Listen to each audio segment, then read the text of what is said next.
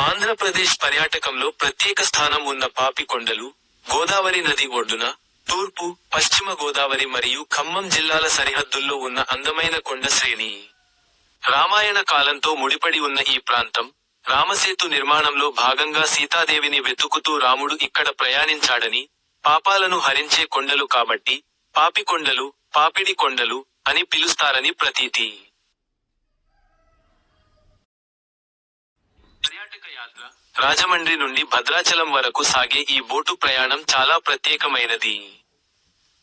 5 ముఖ్య ప్రదేశాలు: దేవీపట్నం, గండిపోచమ్మ ఆలయం, కొల్లూరు, పేరంటాలపల్లి, మరియు పోలవరం ప్రాజెక్టు పరిధిలోని అద్భుతమైన ప్రకృతి దృశ్యాలు యాత్రికులను మంత్రముగ్ధులను చేస్తాయి.